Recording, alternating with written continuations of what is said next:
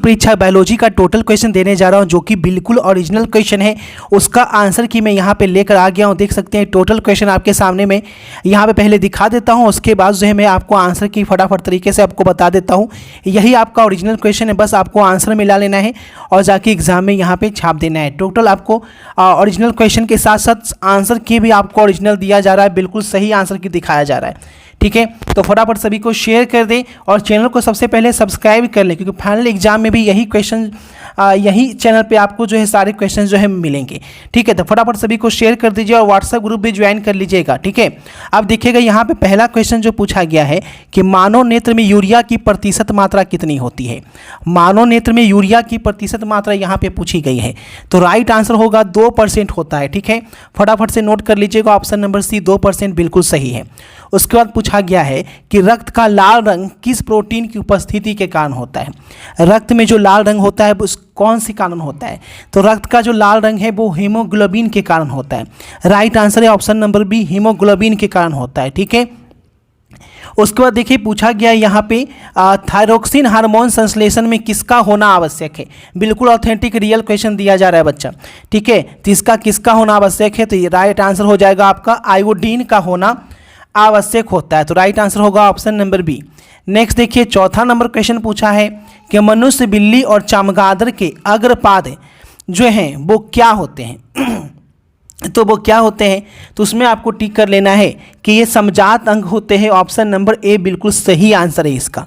उसके बाद देखिए प्लेनेरिया में अलैंगिक जनन की विधि पूछा गया है क्वेश्चन नंबर 5 में कि इसका अलैंगिक जनन की विधि क्या है, तो आपको राइट आंसर सी लगा देना है कि द्विखंडन इसका राइट आंसर है। ठीक है, बिल्कुल 100% ओरिजिनल आंसर की दिया जा रहा है ओरिजिनल क्वेश्चन के साथ।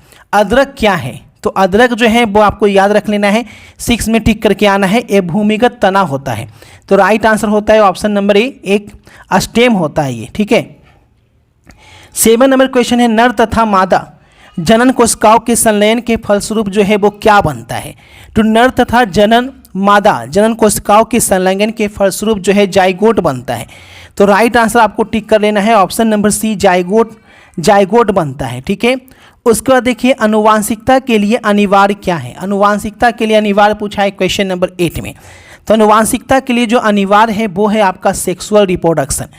ठीक है, लैंगिक जनन ऑप्शन नंबर बी। उसके बाद देखिएगा कीट के पंख और पक्षी के पंख क्या है। सारे ओरिजिनल क्वेश्चन है, यही आपका एग्जाम में आएगा। ठीक है, तो टोटल यहाँ पे नोट कर लीजिए, एक एक क्वेश्चन आपको फटाफट शेयर कर दीजिए सभी को। 9 नंबर क्वेश्चन का जो राइट आंसर है वो है आपका option number A, analogous organ, option number A. उसके बाद देखिएगा विकासीय दृष्टि से हमारी समानता किससे अधिक है। विकासीय दृष्टि से हमारी समानता किससे अधिक है, तो क्वेश्चन नंबर 10 जो है वो चाइनीज स्टूडेंट से हमारी समानता अधिक है। राइट है ऑप्शन नंबर ए। एक नर हार्मोन के बारे में पूछा गया है कि एक नर हार्मोन क्या है।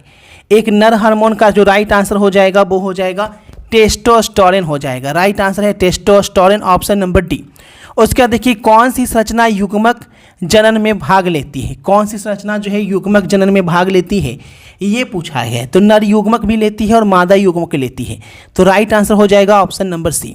उसके बाद देखिए मनुष्य के शुक्राणु में गुणसूत्रों की संख्या कितनी होती है। मनुष्य के शुक्राणु में गुणसूत्रों की संख्या पूछा है।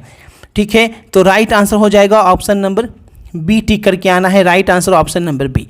उसके बाद देखिएगा लैंगिक जनन की इकाई पूछा गया है कि लैंगिक जनन की इकाई जो है वो क्या है, तो लैंगिक जनन की जो इकाई है उसका राइट आंसर द्विगुणित जीव होता है, डायपोलाइड, ऑप्शन नंबर बी इसका सही आंसर है। उसके बाद देख लीजिए युग्मक स्थानांतरण हो सकता है। युग्मक स्थानांतरण जो है वो किसके द्वारा हो सकता है, 15 का राइट आंसर है। ठीक है, 15 का जो राइट आंसर है ऑप्शन नंबर डी, इनमें से किसी के द्वारा युग्मक का ट्रांसफर नहीं हो सकता है, जो भी ऑप्शन दिया गया है। ठीक है, फटाफट सभी को शेयर कर दीजिए जितने बच्चे जुड़ रहे हैं। उसके बाद देखिए यही ओरिजिनल क्वेश्चन है आपका, शुक्राणु के किस भाग में माइटोकॉन्ड्रिया पाया जाता है, तो शुक्राणु के मिडिल भाग में माइटोकॉन्ड्रिया पाया जाता है। ठीक है, तो कोई भी ऑप्शन सही नहीं है, इसलिए राइट आंसर है आपका ऑप्शन नंबर डी, आपको टिक करके आना है ऑप्शन नंबर डी।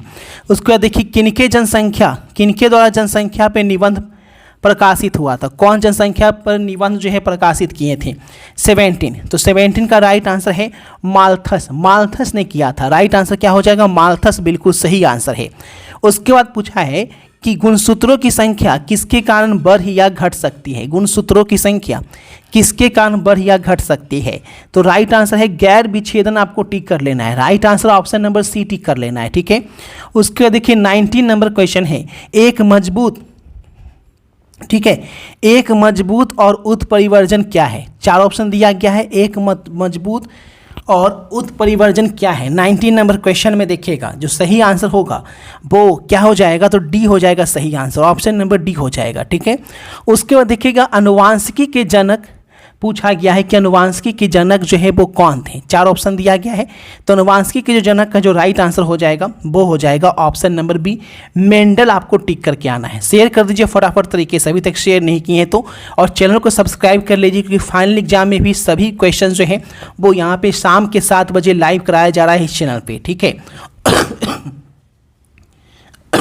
और उसके बाद जो फाइनल एग्जाम का जो नोट्स है वो अगर आप लेना चाहते हैं तो ऑल सब्जेक्ट का नोट्स जिसे पढ़कर आप 90% आराम से ला सकते हैं 9504510500 पे व्हाट्सअप करके लेना है। पेड है ये, ठीक है, जिसके ऑल सब्जेक्ट के चार्ज 1300 रुपये हैं, ठीक है। इसके अलावा आपको कुछ पढ़ना ही नहीं होगा, इतना कर लीजिए 90% जो है आराम से आप यहाँ पे ला सकते हैं। कोई एक सब्जेक्ट लेना चाहे तो 400 में और एक सब्जेक्ट कोई ले सकता है, और सिर्फ हिंदी इंग्लिश लेना चाहे तो 400 में हिंदी इंग्लिश दोनों मिल जाता है।